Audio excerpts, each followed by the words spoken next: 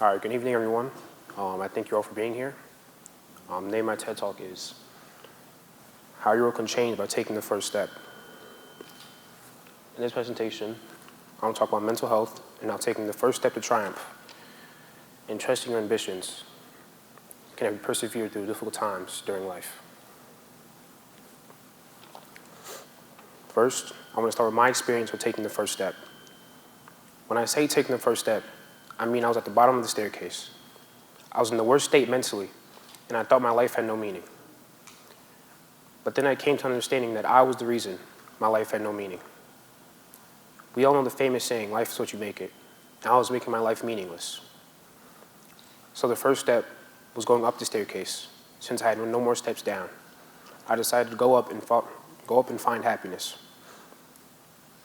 And when going up the staircase, I followed Isaac Newton's first law of motion, inertia, meaning the tendency of an object to resist changes in state of motion, meaning an object at rest stays at rest, and an object in motion stays in motion, unless acted upon by an external force.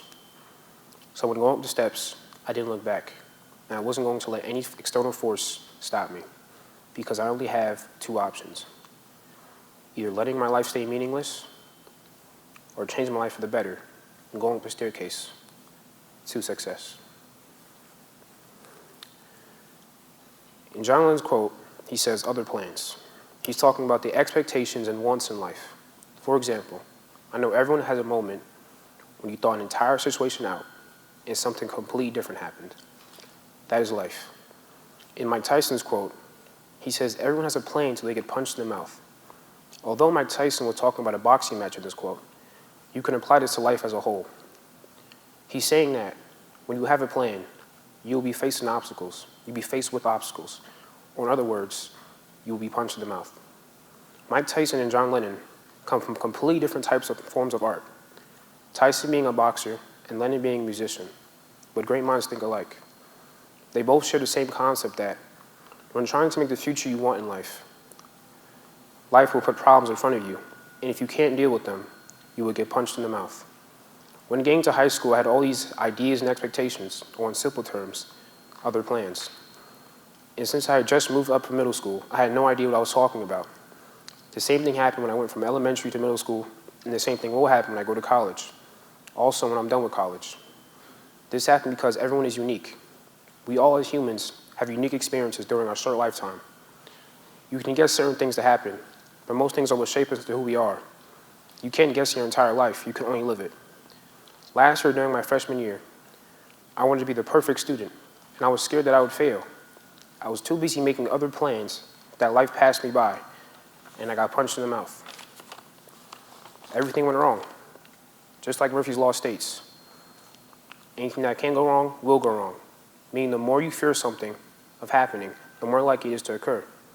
This concept resonates deeply in both personal and professional lives, where the anticipation of failure often seems to bring it into reality. I learned that in life, at some point, everything will go wrong. In time, and it wasn't something only happening to me, it was something everyone faced. Since I was so caught up in my own problems, I never stopped to think about it that way.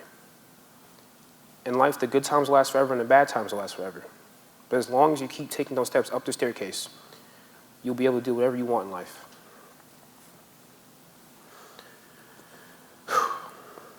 In this next quote, I'm going to go back to the anticipation of failure. The quote is, our deepest fear is not that we are inadequate. Our deepest fear is that we are powerful beyond measure. From Tim O'Cruise and Coach Carter. Okay.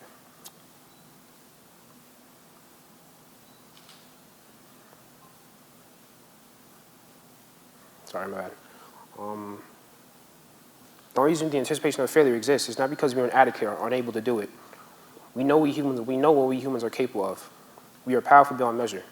And we constantly compare ourselves to each other, even though we really shouldn't, because each of us have our own paths to follow, and we shouldn't worry about becoming someone else. We should become our own person. We are all powerful beyond measure. In life, everyone has a dream to be something, and don't you ever let your thoughts or other people's thoughts stop you from achieving that dream. Since we only live once, and time is always moving, it never stops, you should always live to be the person you want to be. Even when faced with failure, realize that it is merely an obstacle that you must overcome to achieve that dream. Because if getting that dream was easy, it wouldn't be a dream anymore. In this slide, I'm going to talk about my experience with anxiety and depression. I realized that my brain played the biggest role because it was filled with negative thoughts and the negativity consumed me. And I learned that your brain could be your biggest enemy in the worst way. I used to wake up and feel like nothing. If there was something I would dedicate my life to, it would be fighting against mental health issues because it has killed too many good people and it almost killed me. I was stressed about every little thing, but over time, life happened. And now when I look back, all I see is a bad, distant memory. That's all what stressful, embarrassing, and anxious moments will become, unless you live in that moment and let the negativity consume you. Then we hit with a wave of depression. Depression is one of the most deadly things in the world. It can come at any time, in any place. Whether you're rich or poor, even when you're surrounded by people that love you, you can still be attacked by it. And depression is like cancer. There is no cure to it. So in order to defeat it, you must fight.